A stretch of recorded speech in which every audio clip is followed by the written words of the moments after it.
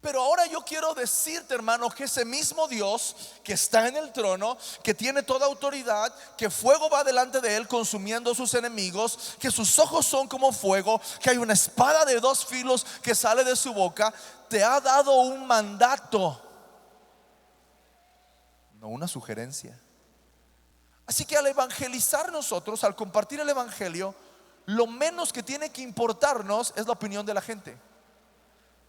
Lo único que tienes que pensar es: estas obras van a ser juzgadas por el juez. Lo que la iglesia tiene que hacer es reunirse aquí, llenarse del poder de Dios y el resto de la semana salir a ser la iglesia de Jesucristo en esta ciudad. Abra su Biblia conmigo, por favor, en la segunda carta de Timoteo, capítulo 4.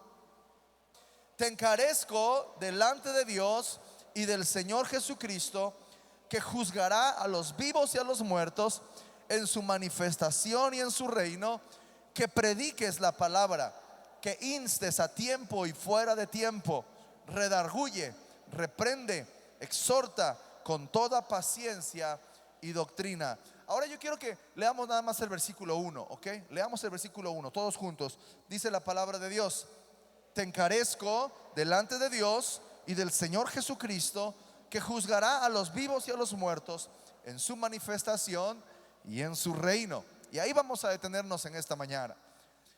En Hechos dice por ahí, cuando son confrontados, si no mal recuerdo, Pedro y Juan son confrontados con predicar el evangelio, y entonces ellos dicen: porque no podemos dejar de hablar de lo que hemos visto y de lo que hemos oído.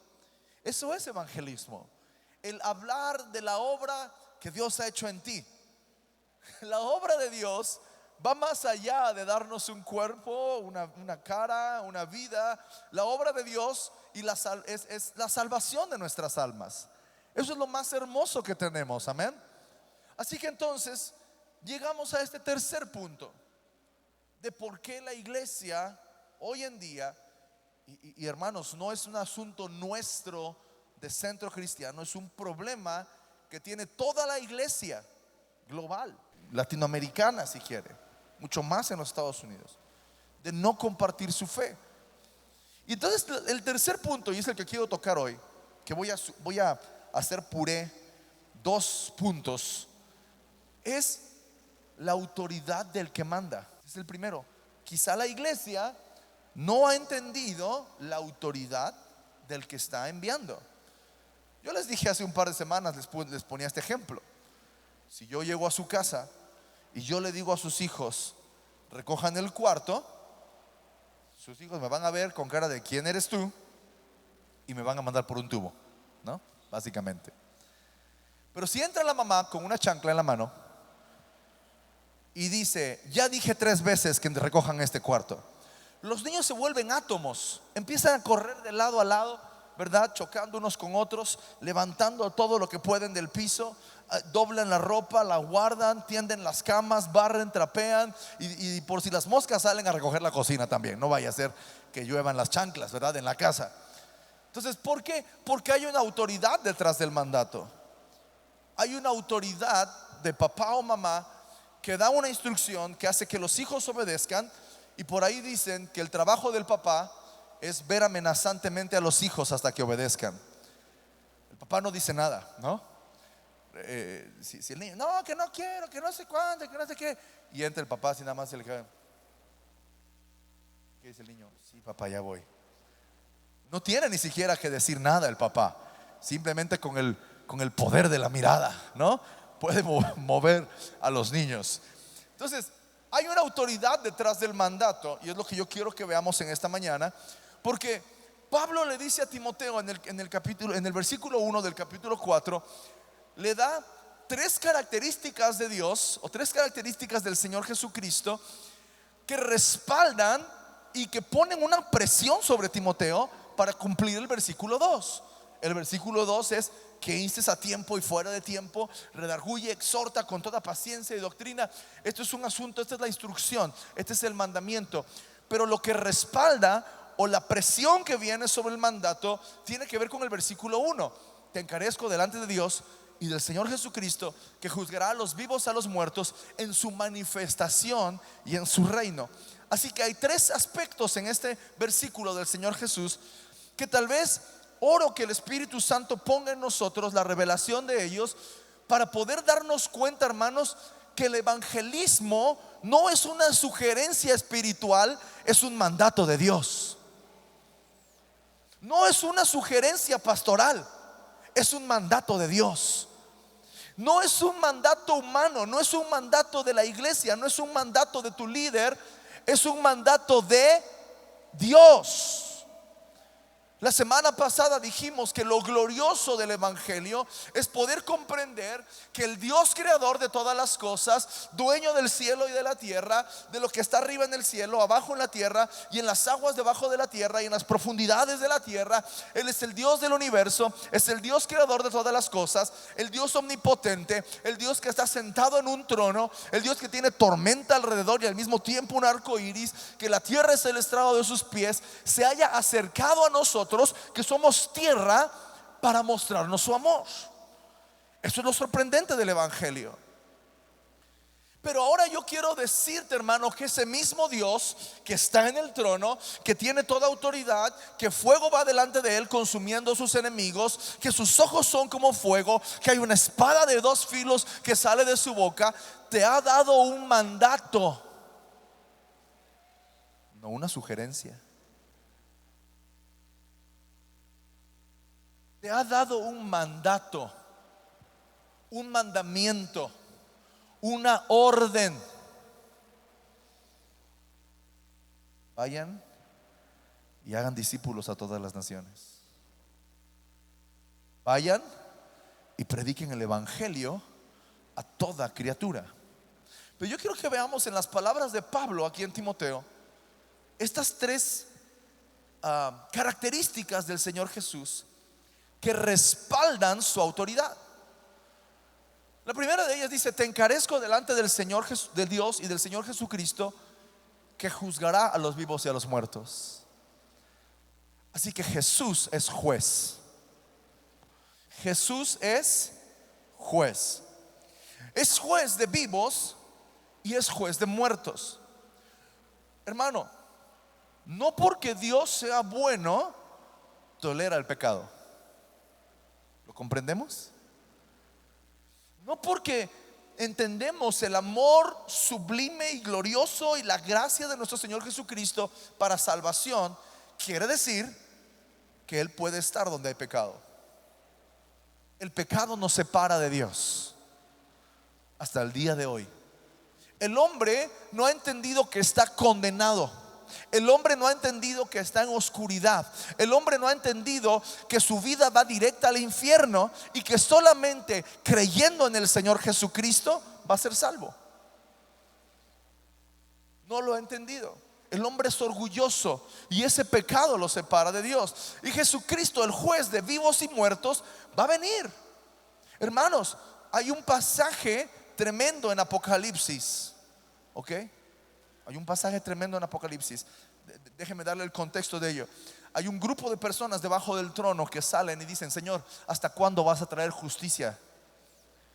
Y dice que los que están ahí son los que fueron decapitados o muertos por causa del evangelio y se les han dado vestiduras blancas.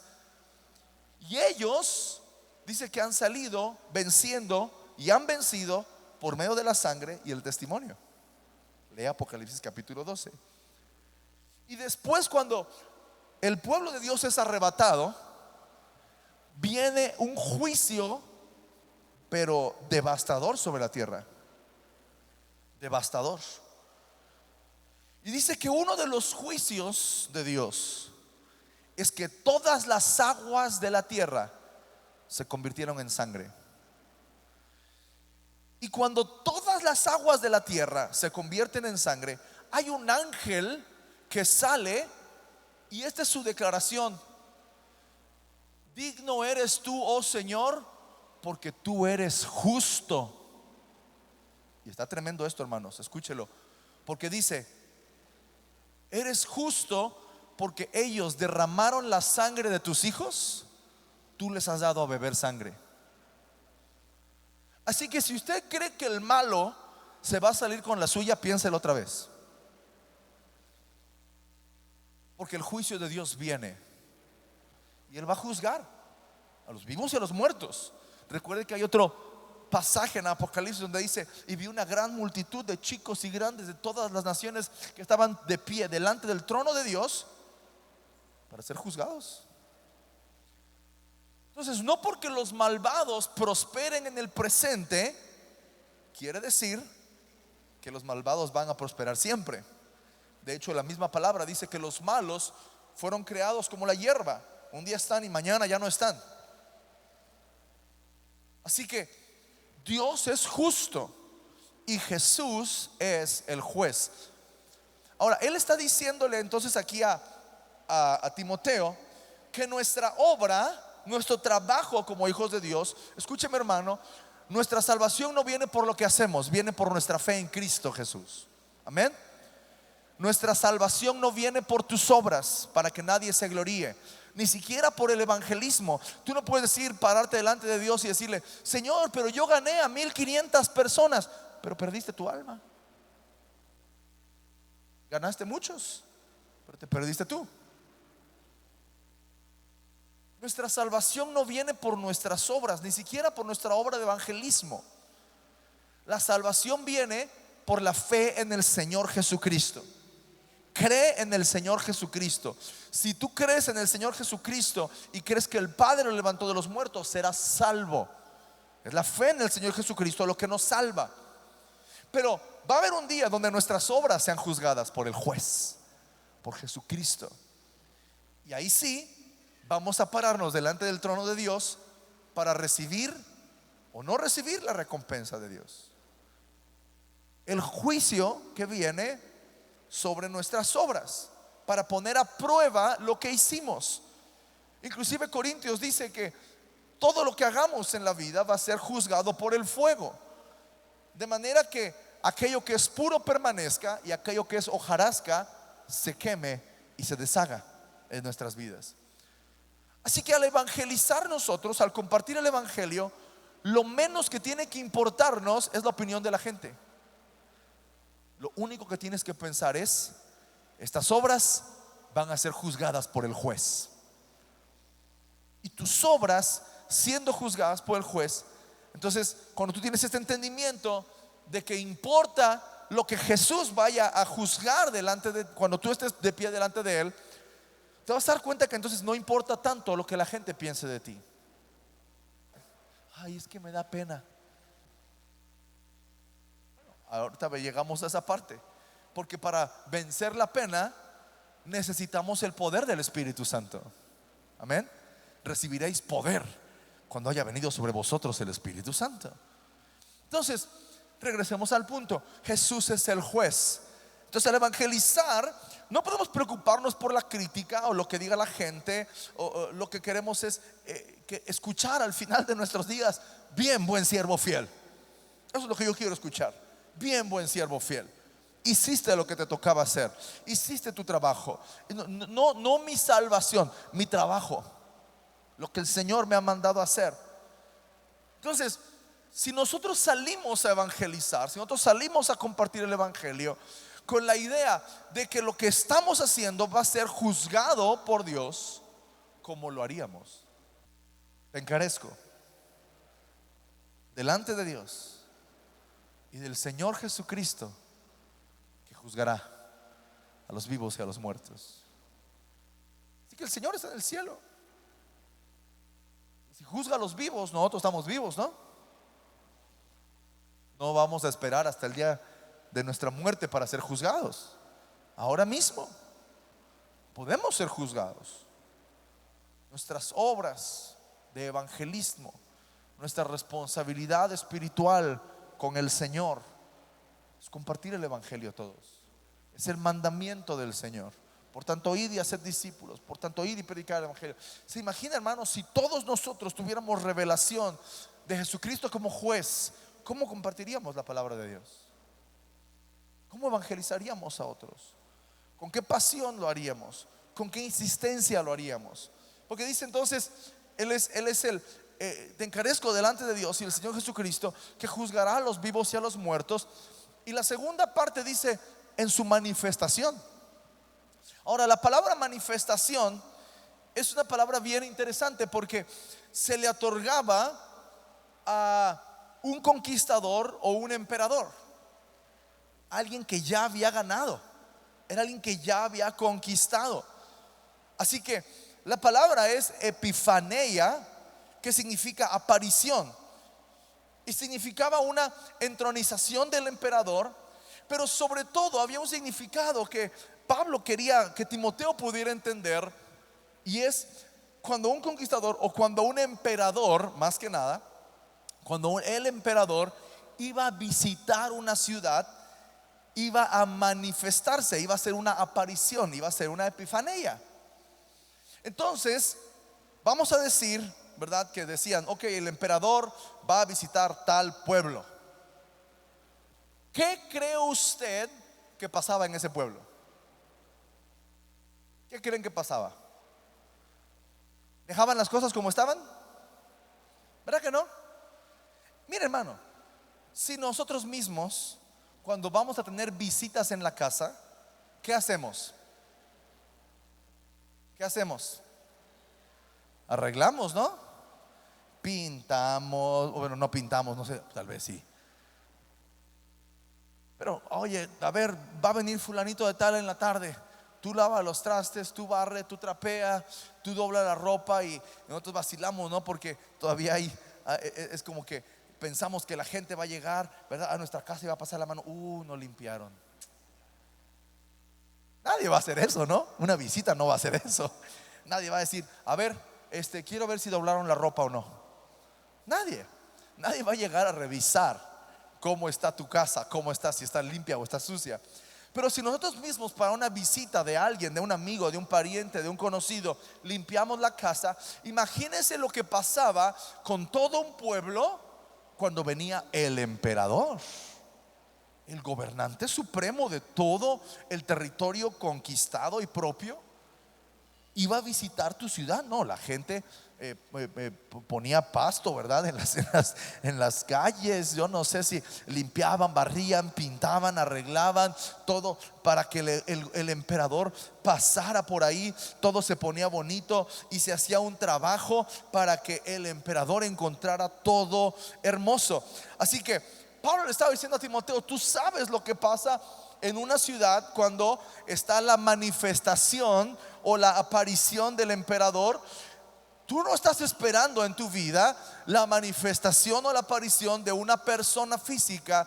Tú estás esperando una manifestación de Jesucristo, del Rey de Reyes, del Señor de Señores. Así que entonces, haz tu trabajo.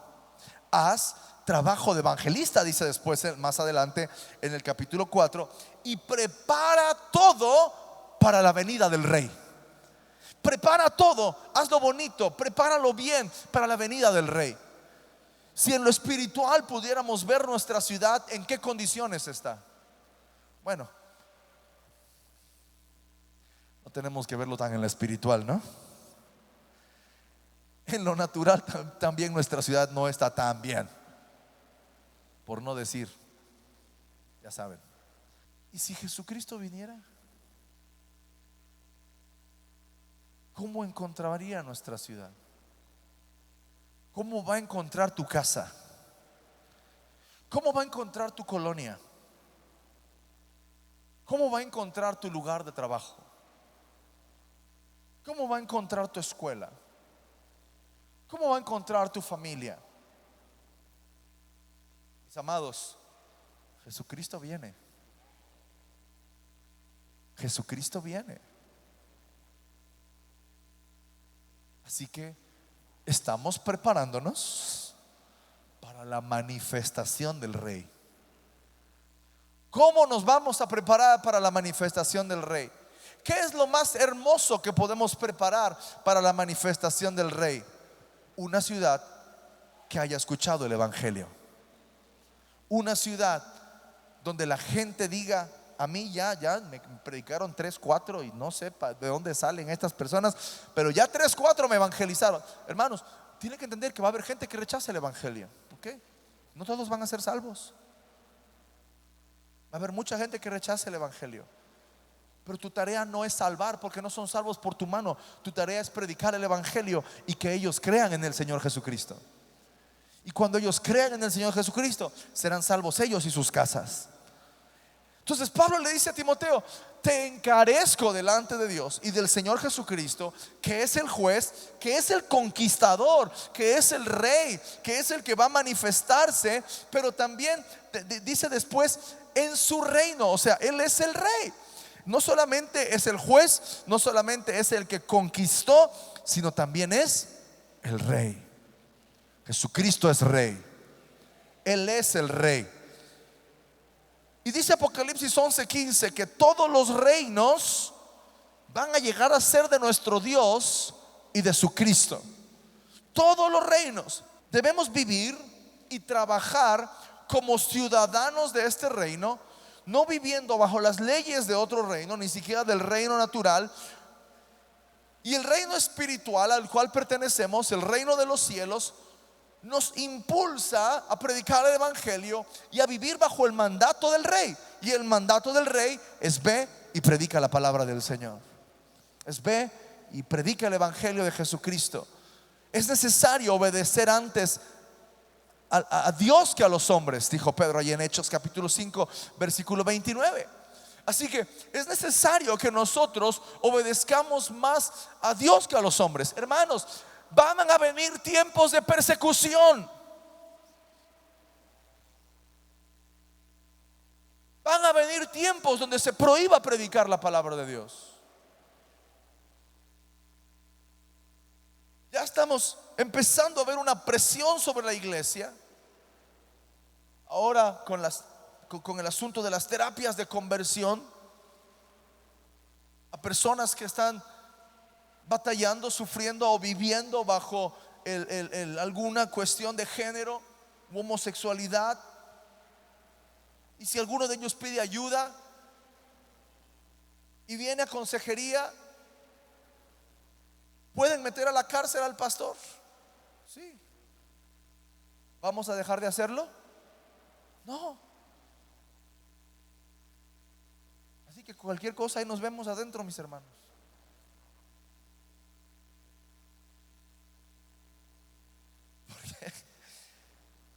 Porque no podemos obedecer a los hombres antes que a Dios.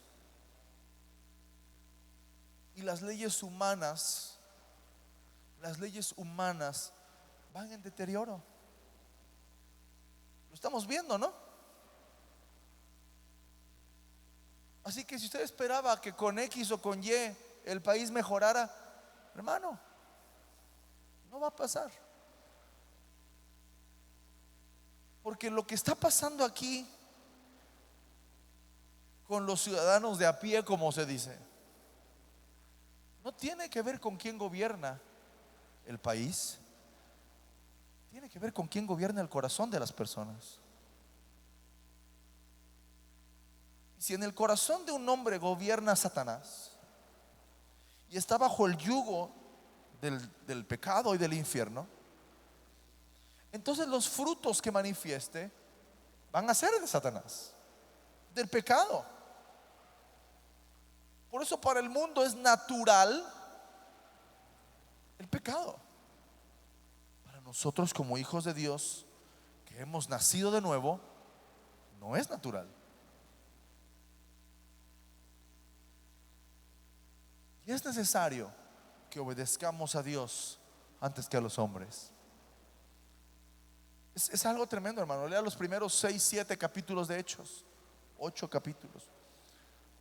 Por ahí Pedro y Juan los meten a la cárcel. Llega un ángel y los saca.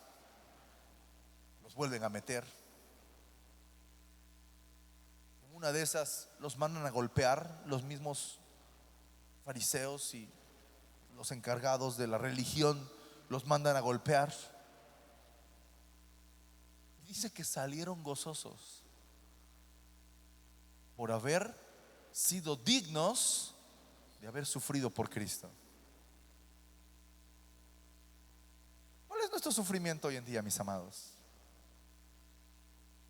Que haga mucho calor en el templo, que haya mucho frío en el templo, que es muy temprano el culto, que está muy lejos Acapancingo. ¿Cuál es nuestro sufrimiento?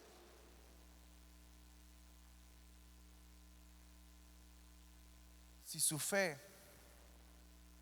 o su vida espiritual se enfría por esto, no me lo quiero imaginar después.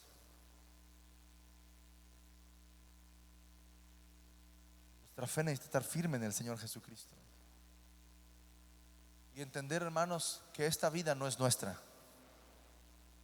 Esta vida le pertenece al Señor Jesús.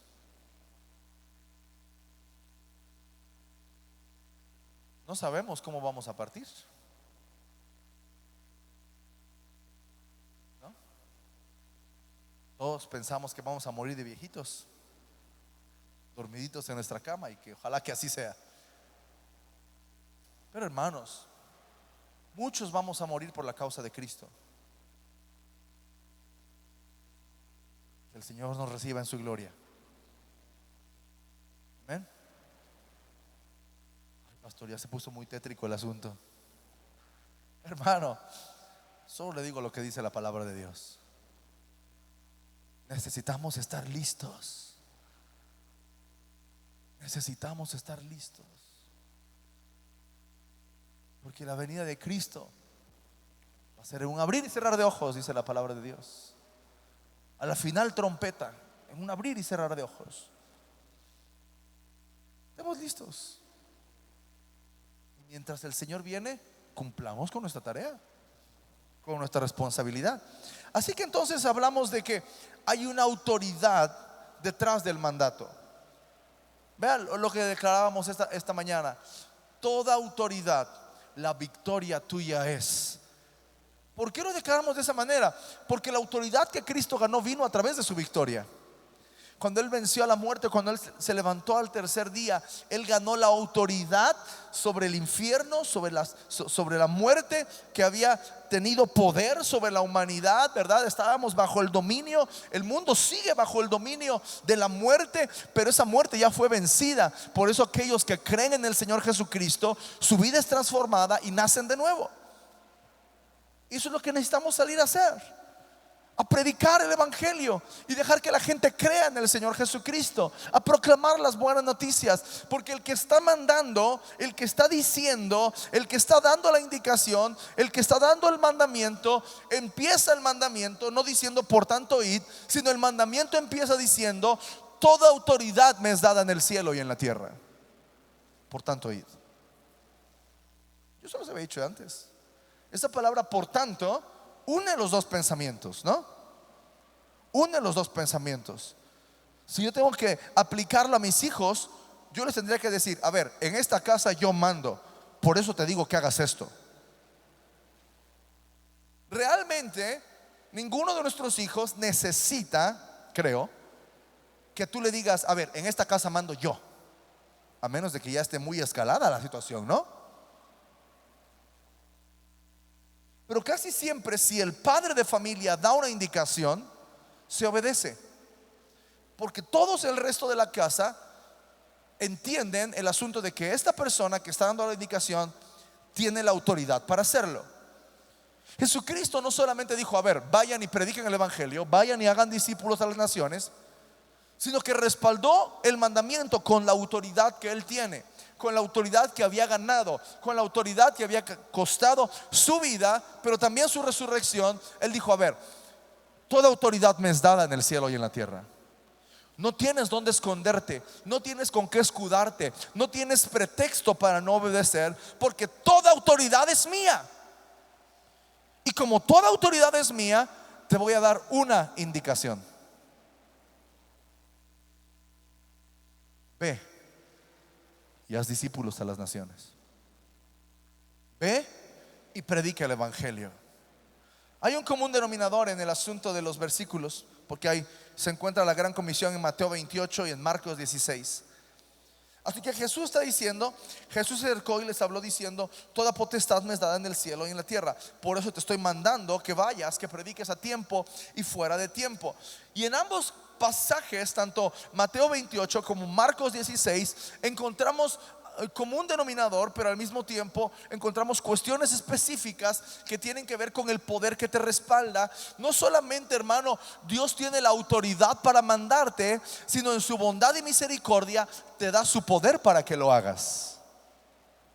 A ver, voltea a ver tus manitas, voltea a ver tus manos, voltea a ver tus manos. Algunos las tienen suaves, otros callosas, otros grandes, otras chiquitas. No importa, tienes poder en estas manos. El poder del Señor Jesús está sobre ti. Porque el Señor no solamente tiene la autoridad para mandarte y hacerlo y decirte, ve y hazte bolas, pero Él es tan bueno y Él es tan amoroso que te dice, ok, te voy a mandar, pero te voy a dar mi poder para que vaya contigo. Te voy a dar mi poder para que vaya contigo. Vea la autoridad del Señor Jesucristo. ¿Cuáles son las indicaciones? Mateo capítulo 28 encontramos 4 cosas básicamente que nosotros tenemos que hacer. Número 1, id. Diga conmigo, tengo que ir. Ellos no van a venir. El que quiere pescar tiene que ir a las aguas, ¿verdad? Sería ilógico que yo agarrara aquí una red y la aventara aquí al piso y dijera, ay, no estoy pescando nada. Porque aquí no hay peces, ni siquiera hay agua. Si yo quiero pescar, yo tengo que ir a las aguas. Tengo que ir a donde están los peces. Y Jesucristo dijo que nos iba a hacer pescadores de hombres. Así que necesitamos ir a donde están esos hombres y aventar la red. Por tanto, id y hacer discípulos. Así que la segunda instrucción es hacer discípulos. La tercera instrucción es bautícenlos. Y la cuarta instrucción es enséñenles a guardar lo que les he enseñado. Ahí está. Id, hacer discípulos, bautícenlos y enséñenles a guardar lo que yo les he mandado. Así que este es el núcleo o la base o el centro de nuestra responsabilidad hacia afuera, hermanos. Lo que la iglesia tiene que hacer es reunirse aquí, llenarse del poder de Dios y el resto de la semana salir a ser la iglesia de Jesucristo en esta ciudad. Cuando decimos que somos la iglesia de la ciudad, no es un pin de somos la mejor iglesia. No es una medalla de somos la iglesia más grande. Eso no sirve de nada. Cuando decimos que somos la iglesia de la ciudad, es que tú representas al cuerpo de Jesucristo en Cuernavaca. Tú representas a Jesucristo en tu lugar de trabajo. Tú representas a Jesucristo en tu escuela. Tú representas a Jesucristo en tu familia. Eso es lo que estamos diciendo.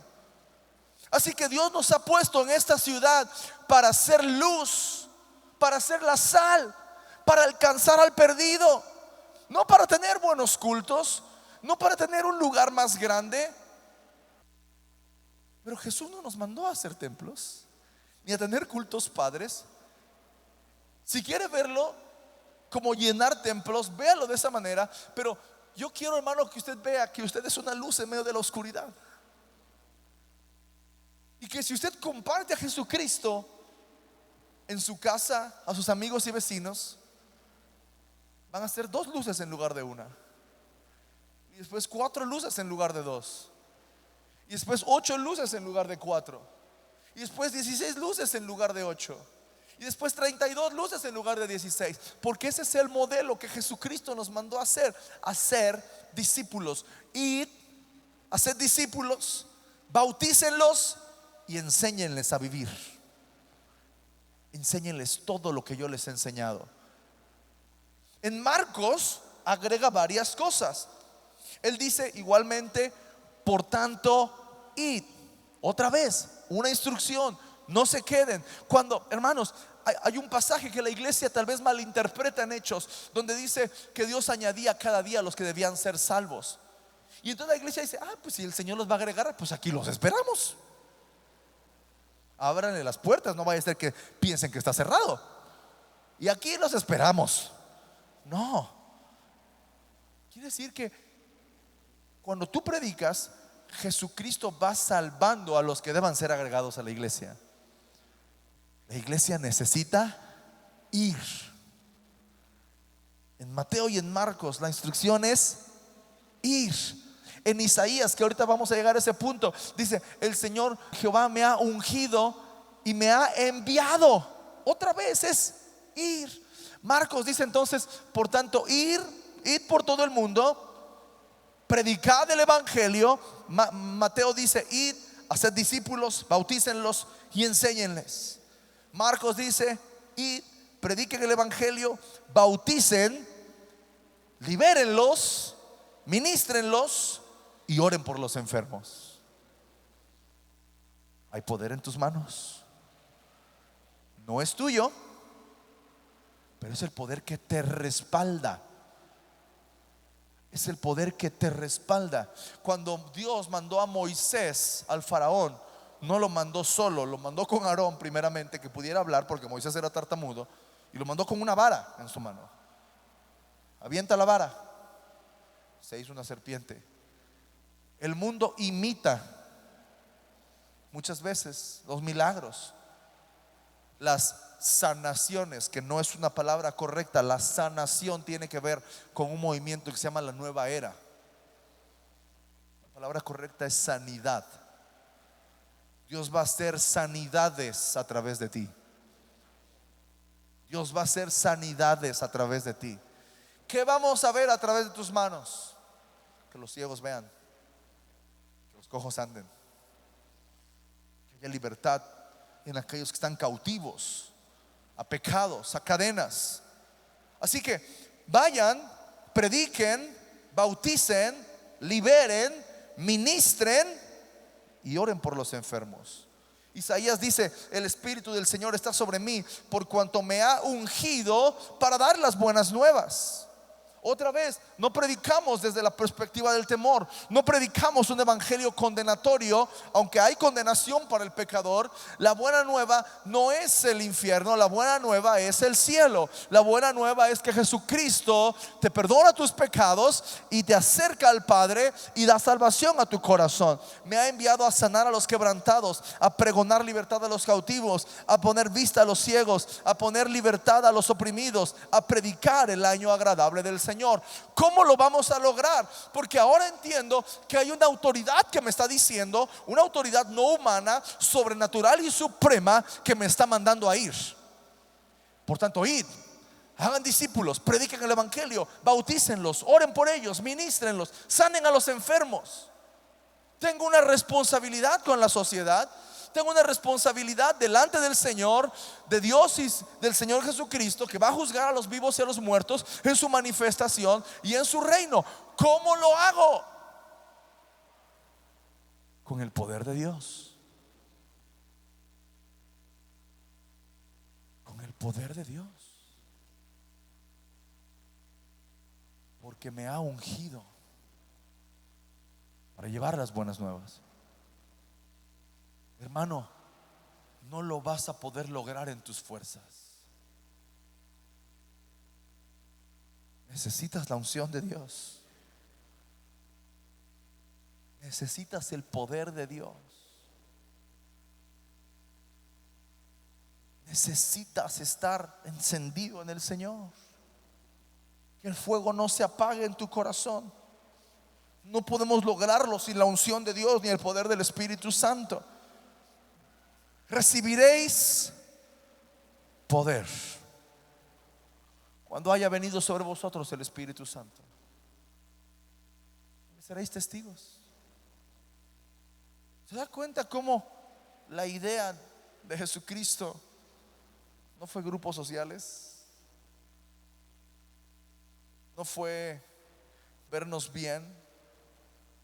Él edificó una iglesia espiritual, de la cual nosotros somos parte.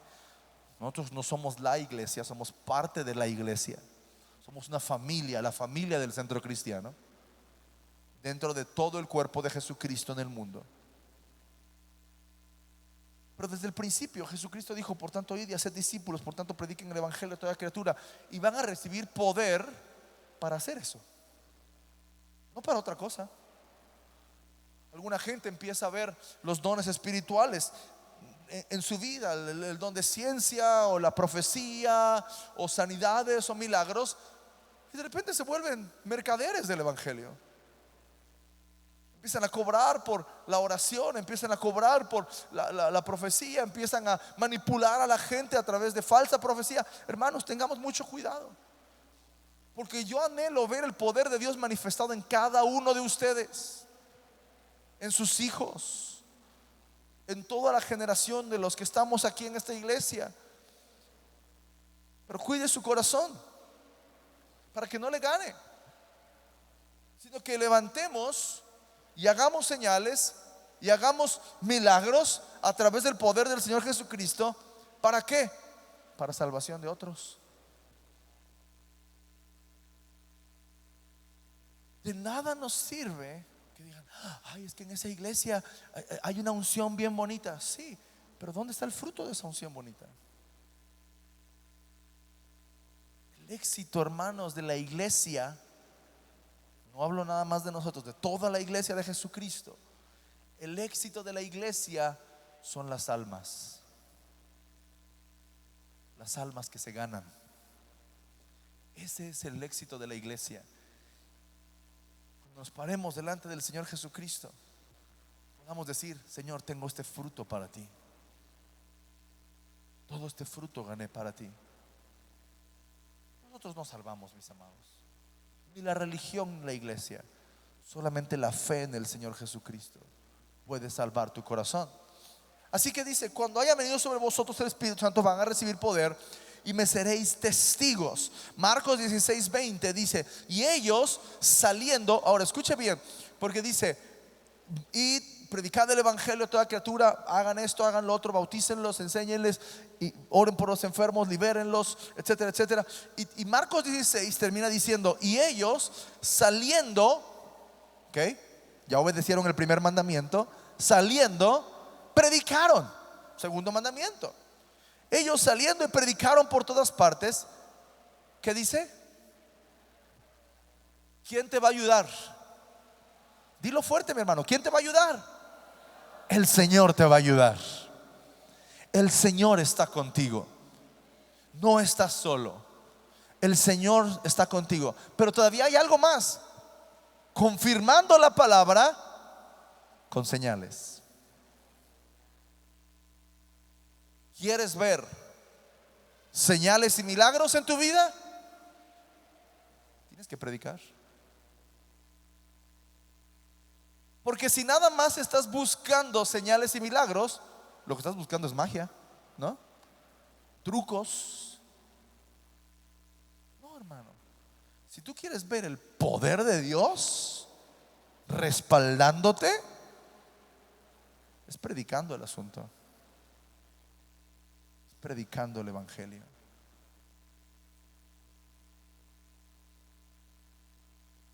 Todas esas personas que Jesús sanó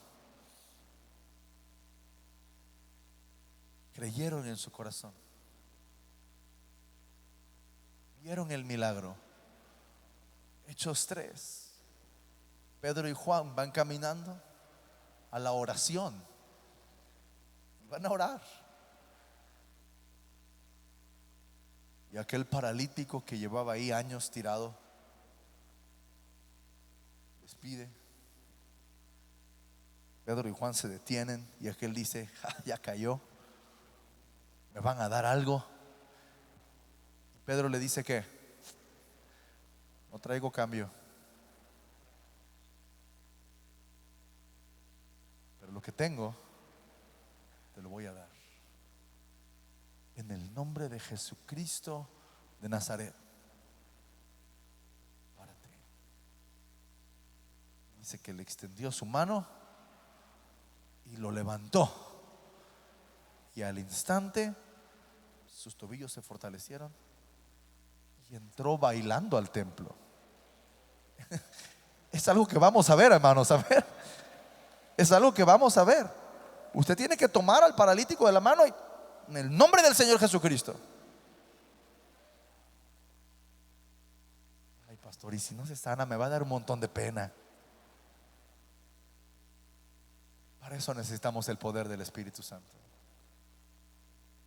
para recibir el dunamis de Dios, para recibir el poder de Dios en nuestras vidas, poder salir a predicar. Este mundo necesita buenas noticias. Este mundo necesita escuchar el evangelio de Jesucristo, que Dios se hizo hombre en Jesús, manifestado en carne, y vivió en esta tierra, predicó el reino de Dios, fue golpeado, torturado, latigueado y derramó hasta la última gota de su sangre, para que la sangre de Jesucristo nos limpie de todo pecado. Y si tú crees en tu corazón que Jesús es el Señor y que el Padre lo levantó de los muertos, serás salvo. Por eso, si hay alguien aquí esta mañana que no ha tenido un encuentro con Cristo Jesús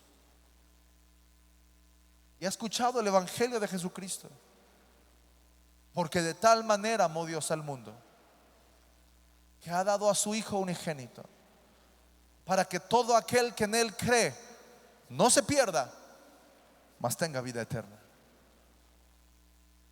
Ese es el evangelio de Jesucristo. Así que si hay alguien en este lugar que no ha entregado su corazón a Jesús, no se ha arrepentido de sus pecados y no ha creído en Jesús como su Señor y Salvador, lo haga esta mañana. Y si no sabes cómo hacerlo, déjame ayudarte. Vamos a cerrar nuestros ojos y vamos a hacer una oración al Señor.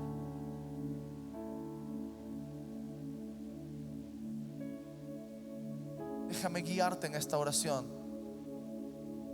para que le entregues tu vida a Cristo. Y conmigo: Señor Jesús, este día creo que tú eres el Hijo de Dios y que el Padre te levantó de los muertos. También sé que el pecado me separa de ti. Por eso hoy me arrepiento de mis pecados y te entrego mi vida. Sé mi Señor, sé mi Salvador.